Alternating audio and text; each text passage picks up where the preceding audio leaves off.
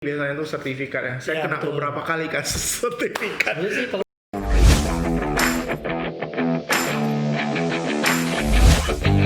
Halo semuanya, selamat datang lagi di podcast. Kali ini episode kedua ya, bersama saya Junius Wong dan rekan saya Pak Pandu.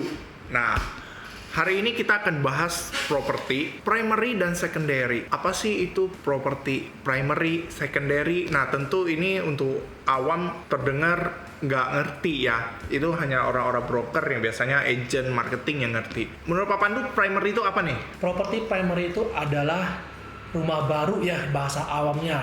Jadi properti atau rumah baru itu biasanya kalau kita ketahuinya adalah sebuah proyek yang dimana tuh developer baik itu developer nasional maupun developer lokal launching sebuah perumahan, baik itu mau perumahan, ruko, apartemen, pergudangan dan lain-lain sebagainya. Jadi itu biasa kita sebut primary market atau rumah baru. Jadi biasanya sih dari kalau kita ngomong primary market atau rumah baru, biasanya sih yang kita ketahui nih ya, bagi teman-teman yang nonton harus ngerti nih. Kalau kita ngomong primary, kita selalu melihat promosi dong.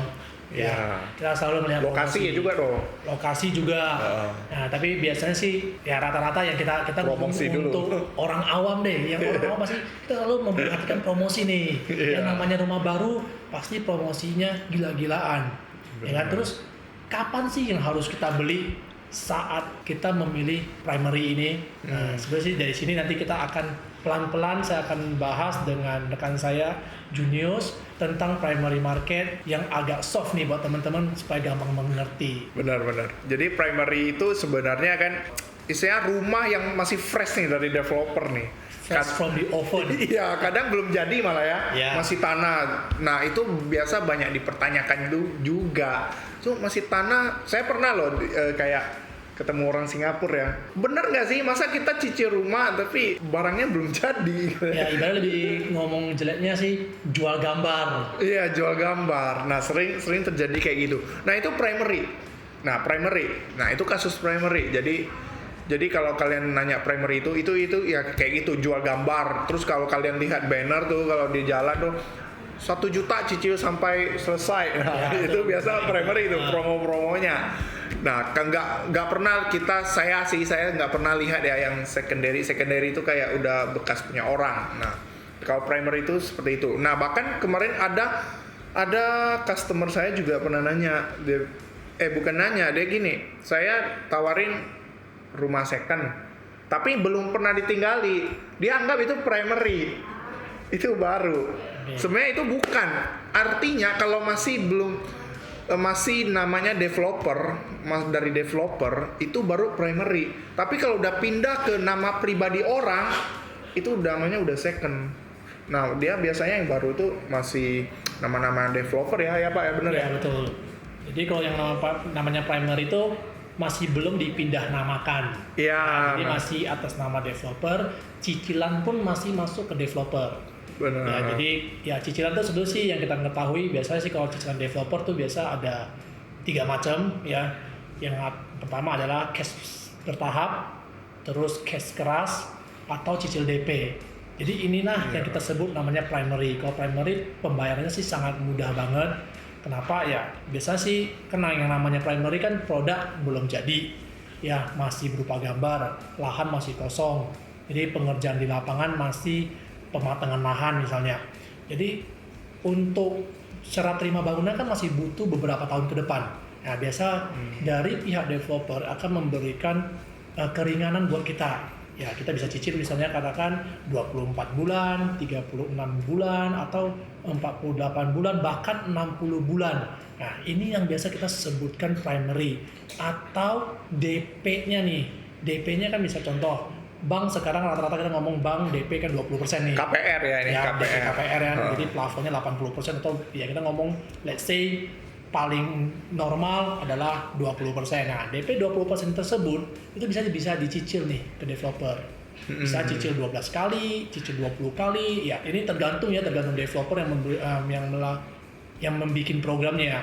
Jadi balik lagi ke teman-teman, apabila pengen membeli produk-produk primary atau proyek-proyek primary, teman-teman sebenarnya ada beberapa Opsi. langkah ya, beberapa Opsi. langkah atau opsi yang harus teman-teman perhatikan. Oke. Ya, jadi di sini mungkin saya bisa share sedikit. Pertama mungkin teman-teman harus memperhatikan lokasi, karena yang namanya primary yang paling berharga adalah lokasi. Yang kedua adalah yield-nya. Yield adalah keuntungan. Setelah teman-teman menginvest atau membeli properti tersebut, yield-nya berapa nih yang didapat setelah bangunan jadi. Nah, ini teman-teman harus mengerti juga. Ada kalkulasi hitung-hitungannya lah, kisaran-kisaranan. Jadi pas kita beli kita tidak merasa dirugikan, nah ibaratnya begitu. Nah, terus yang ketiga adalah yang jelas promosi dong ya, promosi dan cara bayar yang sesuai dengan kebutuhan kita atau keinginan kita. Iya. Itu yang harus diperhatikan. Tapi kalau dari saya sih harus tambah lagi nih kayak developernya, ya kan? Ya. Developernya tuh harus diperhatikan juga. Takutnya itu kan kadang developer kemarin sore ya buat tiba-tiba udah buat proyek aja. Nah udah buat ntar kita bayar menghilang, bukan tidak mungkin, bahkan udah pernah terjadi. Nah itu yang ngerinya sih ya kalau ketemu developer kemarin sore. Kita sebutnya developer kemarin Ya, sore kalau aja udah ya. kayak gitu kan bagusnya jangan lupa cari Promax Batam City. Iya, itu benar. Nah. Itulah gunanya agency. Jadi kita itu kayak dilindungi oleh hukum ya. Kalau jadi hitam di atas putihnya tuh jelas. Nah, kalau terjadi kayak gitu biasanya ya komplainnya ke agent ya. Kita developer tutup, agency nggak tutup. Developer lari hilang, agency enggak. Agency masih ada. Atau agentnya hilang, agensinya masih ada. Itulah kenapa kalian harus pilih agent terutama Promax. Kenapa? Karena video ini dibuat oleh Promax. Tentu harus kita dong, ya kan? Ya sebenarnya sih kita bisa ngomong gini ya. Ya kita sekarang mungkin tahu juga ya, teman-teman semuanya mungkin ada tahu, mungkin juga punya kenalan-kenalan yang dimana mungkin agensinya juga ada sebagian udah tutup agensi, atau agensinya mungkin udah tidak beroperasi lagi atau tidak aktif lagi. Sebenarnya sih banyak pertimbangan ya teman-teman, itu sebenarnya harus lebih hati-hati, bukan hanya developer. Ya teman-teman sebenarnya sih juga harus bisa memilih lah developer mana baik atau agensi mana untuk bertransaksi properti, karena jujur nilai tersebut tuh sangat tinggi ya. Benar. Investasi teman-teman juga sangat mahal ya. Apalagi agensi yang ini ya. Agensi nasional. Nah, sama tuh kita kan kalau pilih developer tentu developer nasional kita udah wah gitu loh. Iya. Sama agensi pun kayak gitu sih. Bener banget harus udah pilih developernya nih, terus marketingnya dari mana nih? Iya. Nah, dari agensi apa nih? Itu ya lapisan-lapisan itu yang harus kita perhatikan juga. perhatikan. Bener banget. Nah, jadi sebenarnya sih kalau kita punya masing-masing agensi pasti punya standarisasi sendiri. Ya, kalau dari Promax sendiri sih sebetulnya sih sebelum saya negosiasi sebuah proyek, pasti saya akan melihat latar belakang perusahaan tersebut atau developer tersebut. Siapa yang ada di belakang layarnya? Apakah abal-abal atau dia betul-betul developer yang bisa kita pegang? Track recordnya ya? Ya, track recordnya. Kenapa kita bilang begitu? Karena jujur kita ini di posisi sebagai perantara. Kita juga tidak akan merugikan konsumen kita. Kita harus menjaga nih konsumen-konsumen atau para investor kita dong. Jangan sampai nanti beli sama kita malah terjadi hal-hal yang tidak diinginkan. Iya. Ya, jadi itu yang selalu kita jaga. Jadi dari awal sebelum kita handle proyek, sebelum kita pegang proyek, kita harus mengetahui nih track record yang ada sebelum proyek ini kita kerjasamakan dengan Promax. Benar. Makanya kadang ada customer yang nanya ke kita agent ya. Primary nih, soal primary rumah baru, kalian kok nggak jual yang ini? Nah, kadang ada beberapa proyek yang kita nggak tawarkan. Sebenarnya ada, kadang kita nggak tawarkan. Karena apa? Karena developernya dipertanyakan. Kita tuh menjaga konsumen. Nah, terus biasanya sih saya langsung kasih produk serupa dengan developer berbeda. Nah, biasa kan ada tuh opsi-opsi gitu kan Pak kan? Nah, itulah gunanya kalian pilih agency, karena udah dipilah dulu, terutama di Promax ya, kita pilih dulu ini track record developernya tuh kayak gimana gitu loh. Nah, makanya di primary ini cukup kompleks juga. Jadi ya sebenarnya primary kompleks, secondary pun kompleks juga. Nah, nggak di mana lebih bagus sih nggak. Cuma keunggulannya yang primary sih biasa di promo lah, promo dan opsi pembayaran. Nah itu yang paten kali lah, kalau ya kata orang Medan ya kan. Nah terus secondary nih, nah secondary itu apa nih? Kalau secondary itu yang bisa kita bahas tadi ya, yang namanya primary kan masih belum dibaik-namakan. Nah kalau proyek secondary biasa kita sebutnya adalah properti yang telah dibaik-namakan. Ya, yang telah dibaik-namakan maksudnya gini, misalnya nih ada developer si A bangun atas proyeknya namanya proyek ABC. Saya beli, pas saya udah lunas, otomatis kan nama sertifikatnya berubah nama nih, jadi atas nama saya. Nah, setelah sertifikat udah berubah jadi atas nama saya jual lagi nih ke si B misalnya. Nah, atau jual ke CDE misalnya. Nah, ini yang kita sebutnya secondary. Ya, atau yang bisa kita lihat mungkin di perumahan-perumahan, di komplek-komplek atau di ruko-ruko yang ada pasang spanduk dijual cepat. Iya, ada. Ya kan? Hubungin nomor telepon. Secondary, itu secondary. Ini yang kita sebut secondary. Jadi perbedaan untuk membedakan antara primary dan secondary sih kayak gitu ya, lebih gampang. Iya, sebenarnya bahasa gampangnya rumah second lah, rumah orang, bukan rumah developer gitu. Biasa bedanya sih ya kayak gitu sih. Kalau primary kalian lihat spanduk cicilan 1 juta sampai lunas. Itu primary. Secondary yang rumahnya ditempel tuh dijual, nomor HP ini orangnya. Nah, itu secondary biasanya tuh. Terus yang perlu diperhatikan banget secondary biasanya tuh sertifikat ya. Saya kena beberapa kali kalau nggak salah. Untuk secondary yang harus kita perhatikan betul-betul adalah sertifikat ya. Jadi sertifikat apakah udah pecah atau belum, karena jujur sebagian rumah mungkin masih belum pecah, jadi masih sertifikat induk atau masih on progress pemecahan karena mungkin dia udah kejual duluan sebelum sertifikatnya pecah. Jadi di situ tuh kita juga harus perhatikan. Ada juga mungkin ya sebetulnya sih balik lagi ke pembelinya, calon pembelinya nih. Calon pembelinya apakah bisa terima sertifikat dalam proses, apakah tidak gitu loh. Jadi apakah pengen langsung yang sertifikatnya udah jadi atau belum. Bahaya nggak sih Pak kalau misalnya sertifikatnya belum pecah nih? Sebetulnya sih nggak ada bahaya ya, karena yang namanya sertifikat on progress ya pasti ujung-ujung masih keluar. Dan yang kita tahu jadi namanya prosedur pemecahan kan pasti ada step by step ya. Kan kita tinggal tunggu waktu aja sih. Dan kalau ngomong bahaya sih nggak ada bahaya. Kenapa? Karena bangunan udah jadi. Bangunan udah jadi. Benar. Nah, jadi yang namanya secondary kita menangnya itu keunggulannya yaitu bangunan udah jadi. Iya benar sekali udah jadi dan kita langsung transaksikan di depan notaris. Dia mau nggak mau berarti sertifikatnya keluar, barangnya udah kelihatan soalnya. Barangnya udah kelihatan. Jadi sebelum kita menawarkan nih sebuah secondary properti ke teman-teman atau ke konsumen-konsumen kita, biasanya sih kita cek dulu nih dokumen-dokumen apa saja yang udah ready, yang udah keluar, yang udah diproses atau masih on progress gitu. Kita masih belum tahu. Ya, jadi itu kita harus perhatikan. Jadi yang kalau kita tawarin sih pasti otomatis yang udah amanah ibaratnya. Ya udah difilter lah. Udah difilter lah, kalau nggak filter udah nggak berani lah ya. Kadang kita juga saya ada ketemu yang kayak misalnya harta gono gini, biasanya udah cerai nih, tapi itu nggak berbahaya sama sekali loh, karena tetap bisa dijual.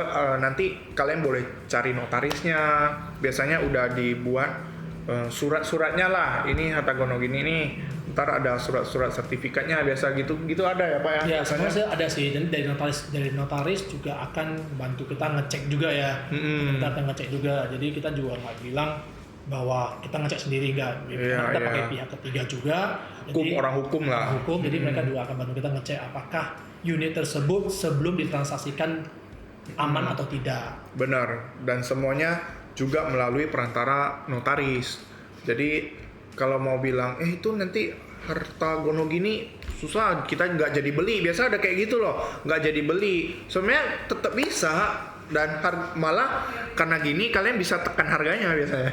Iya kan, bener kan? Secondary itu enaknya nego-negonya di situ. Kalau secondary sih ya kita ngomongnya sih tergantung kebutuhan konsumen ya, kebutuhan calon pembeli. Bener. Si A mau jual, si B cocok nggak lokasi gitu loh. Kadang-kadang kan yang namanya primary kan ya mungkin orang yang kalau nggak urgent ya cicil santai oke.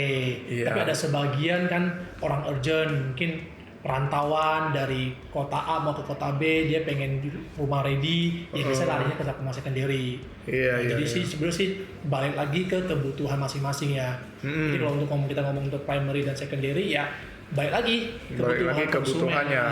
Nah, kalau secondary bukan hanya rumah kadang ya. Betul. Apartemen lah, gudang, ruko itu juga secondary banyak. Nah, di situ sebenarnya secondary enaknya sih di nego-negonya sih. Nah, kita udah cocok. Biasanya kan kita telepon karena kita udah cocok nih lokasinya. Betul. Iya kan? Biasanya kita lihat sih dari lokasi ya. Pertama, yang kedua mungkin memang kebutuhannya pengen di sana. Iya. Terus kondisi rumahnya. Nah, ketiga mungkin ya rumahnya nih langsung lihat. Kalau primary kan masih tanah kosong belum bisa lihat. Iya. Kan cuma lihat gambar. Mungkin lihat so unit gitu loh. Tapi kalau secondary kan feel-nya beda nih. Langsung masuk ke rumah, langsung lihat kiri kanan rumah gitu loh. Iya, benar. Jadi beda lah ya. Kita masing-masing ada plusnya, masing-masing juga ada. Justru kalau yang secondary nih enaknya misalnya kita lihat rumahnya rusak-rusak itu ya. Wah, itu negonya paling enak tuh. Toh kalian bisa minta diskon gede-gedean, rusaknya nggak seberapa, itu kan tinggal di renov udah cakep banget. Gitu loh. Nah, terus ngomongin primary ya, saya kembali ke primary dikit ya. Di situ kadang kalian harus cek juga spesifikasinya ya. Kadang ada beberapa kan nggak disebut spesifikasinya. Nah, itu harus dipertanyakan. Tapi kadang kembali lagi itu penjualannya launching apa pre-launching nih. Ya, sebenarnya sih kalau untuk primary ya, untuk primary kita sih harus spesifikasinya biasa di brosur udah tertera ya. Iya. Brosur tertera. Jadi kalau teman-teman lihat ya kadang-kadang sambil muter-muter brosur aja, biasa spesifikasinya udah ada di dalam. Iya, gitu. Biasanya itu sih udah launching ya. Sekarang pinter banget, developer pinter banget. Ada namanya penjualan pre-launching. Pre-launching, launching udah jadi. Nah, ada juga yang udah jadi loh, bukan hanya secondary yang udah jadi. Primary pun ada yang udah jadi, tapi harganya udah bukan harga-harga launching lagi ya kan? Harga early bird lah. Iya, early bird. Nah, kalian kalau ketemu yang proyek pre-launching nih, kalian tanyain speknya belum ada, itu wajar ya teman-teman ya. Karena pre-launching, masih prajual loh. Pra-launching. Kita sharing nih secara KPR deh. Secara KPR ya, sebenarnya sih kalau untuk KPR sih syaratnya nggak ribet-ribet banget ya. Yang penting ya KTP udah wajib ya, KTP, NPWP, terus slip gaji, kan? Terus surat keterangan kerja. Kalau misalnya yang kerja bagi yang punya perusahaan, biasa sih akte pendirian perusahaan. SIUP ya, SIUP gitu lah. TDP, PP sekarang kita mungkin lebih singkatnya jadi NIB ya. NIB. Nomor induk berusaha. Oh iya. Terus kita juga mintain rekening koran 3 bulan terakhir. Iya, kan ada beberapa bank minta yang sampai 6 bulan terakhir. Ya, jadi sebetulnya sih itu adalah syarat mendasar banget. Ya, kalau yang udah married mungkin harus lampirin akte married, terus KTP suami istri, dan lain-lain sebagainya. Jadi itu sebetulnya sih kita akan kasih tahu ke teman-teman di saat memang udah dokumen tuh harus kita siapin. Iya, benar. Ya, jadi itu harus disiapin dulu dari awal. Sebenarnya sih kalau kita ngomong-ngomong ya, jadi teman-teman bagi teman-teman yang nggak mau ribet, ya itulah gunanya ada kita Promes Batam. Iya, kita yang bantu siapin semuanya deh. Yang penting apa yang kita minta kita akan serahkan ke teman-teman tinggal siapin ya. Jadi para konsumen tinggal siapin. Jadi data itu yang kita bantu proses. Ya itulah kegunaannya kita sih. Yang namanya juga sebagai perantara, ya kita akan memberikan jasa servis kita yang terbaik buat teman-teman semuanya sih. Kes Betawi itu kita KPR tapi nggak melalui bank, langsung ke developer. Betul. Aman nggak kata teman-teman? Coba Pak Pandu kasih tahu. Aman apa enggak? Aman ya. Kenapa kita nggak bilang aman banget? Bahkan ya betul-betul aman karena yang kita transfer adalah ke rekening developer atas nama perusahaan, bukan atas nama perorangan. Pegangannya Pak biasa ditanya. Jadi kita pegangannya apa gitu loh? Biasa dari pihak developer akan mengeluarkan kwitansi. Jadi kwitansi itu kalian teman-teman keep aja sampai cash bertahapnya selesai. Dari situ nanti biasanya sih sebelum AJB itu kwitansinya bukti kwitansinya itu akan dikumpulkan lagi sih, akan ditunjukkan sebagai bahwa teman-teman udah lunas. Sebenarnya sih ngomong itu ya itu pegangan kita ya. Sebenarnya di track record developer sendiri di internal mereka sendiri mereka sudah ada record sendiri ya. Jadi sebenarnya sih nggak bisa lari lah. Record mereka apalagi sekarang udah pakai virtual account. pembayarannya. Benar. Rata-rata pakai virtual account, jadi virtual account kan udah kelihatan. Udah ada rekam jejak digital biasanya. Terus di mutasi kita juga kerekam juga. Tapi biasa kalau kalian yang bagian yang malas ambil kwitansi, itulah gunanya agent ya. Iya. Agensi kita ngumpulin kwitansi itu biasanya tuh. Kita juga bantu ngumpulin juga sih. Banyak kwitansinya. Mau ke agent aja boleh. Kita yang terima kwitansinya. Jadi kita yang simpan jadi arsip di kantor. Ada kok lengkap. Bagi teman-teman yang pengen belajar investasi maupun yang udah mahir di investasi properti Atau lebih duit nih. Ya, lebih. atau kelebihan dana Ya. dan menginginkan cuan yang lebih besar, kan boleh langsung cari kita di Promet Batam City ya. Kita tim Promet Batam City akan membantu teman-teman dan para investor untuk mencarikan properti-properti yang terbaik buat teman-teman sendiri dan konsumen sendiri. Nah, di sini kita akan kupas tuntas semuanya hanya di podcast Property Podcast yang dipersembahkan oleh Promex Batam City. So, di-subscribe, di-like, di-share. Jadi biar semuanya tahu, jangan buta soal properti karena semua harus punya rumah. See you in the next video.